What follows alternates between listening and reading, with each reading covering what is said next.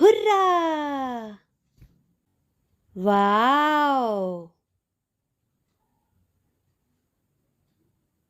oops, hello, ouch,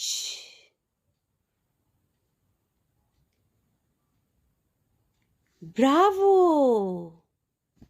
oh no। Hello learners, करते हैं ना आप भी इन शब्दों का अक्सर इस्तेमाल। पर क्या आप जानते हैं कि इन्हें क्या कहते हैं? इन्हें कहते हैं इंटरजेक्शन।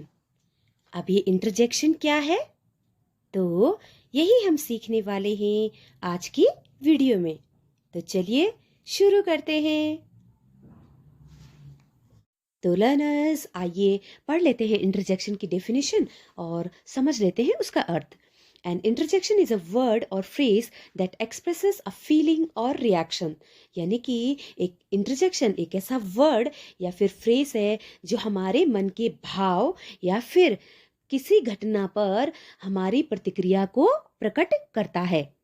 अब आसान शब्दों में कहें तो वे शब्द जो हमारे मन की खुशी, दुख, उदासी, गुस्सा इत्यादि को प्रकट करते हैं, उन्हें हम कहते हैं इंटरजेक्शन। अब एग्जाम्पल के तौर पर बताती हूँ। जैसे हम किसी चीज को देखकर बहुत खुश होते हैं तो हम कहते हैं वाव। ठीक, तो ये वाव शब्द क्या होगा? इंटरजेक्शन होगा।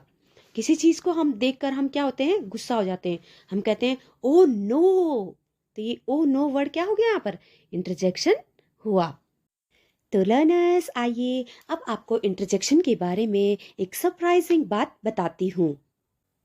Interjections can be removed from a sentence without affecting its basic meaning। यानी कि इंटरजेक्शन एक ऐसा पार्ट ऑफ स्पीच है जिसको कि अगर हम किसी सेंटेंस से हटा भी दें तब भी जो है उस वाक्य का बुनियादी या फिर मूलभूत अर्थ जो है नहीं बदलता है। कैसे? चलिए इसको एग्जाम्पल के माध्यम से समझते हैं। तो पहला एग्जाम्पल है ये, आई हैव फिनिश्ड माई वर्क। तो इसमें देखिए इंटरजेक्शंस को मैंने जो है रेड कलर से लिखा हुआ है।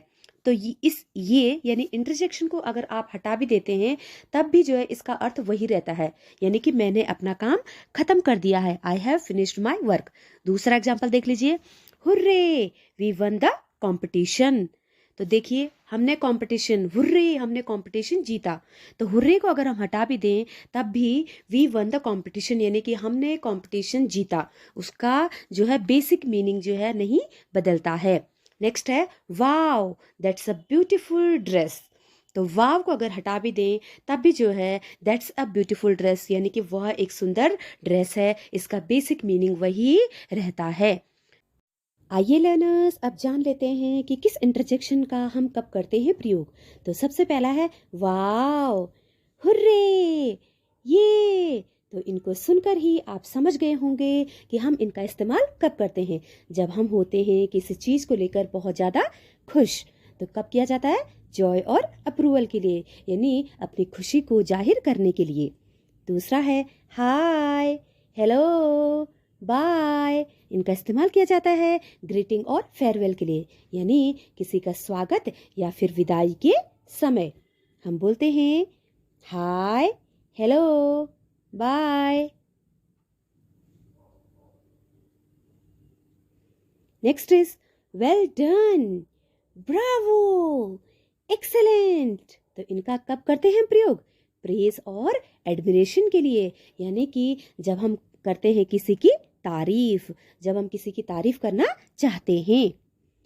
Thanks, thank you, cheers.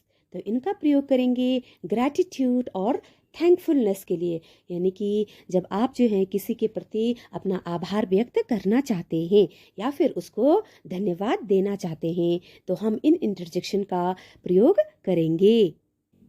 Next is ouch. तो इसका कब प्रयोग करते हैं? एक्सक्लेमेशन ऑफ पेन, यानी कि जब हम जो है सामने वाले को बताना चाहते हैं कि हमें क्या हो रहा है, दर्द हो रहा है। अगला है श्श। तो हम कब बोलते हैं? जब हम अपने सामने वाले व्यक्ति को कह रहे हैं कि शांत रहिए, तो ये है एन इंडिकेशन फॉर साइलेंस, यानी कि चुप रहने का इशारा। तो लर्नर्स, अगर आपको वीडियो अच्छा लगा हो तो चैनल को सब्सक्राइब और वीडियो को लाइक शेयर करना ना भूलें। Thank you.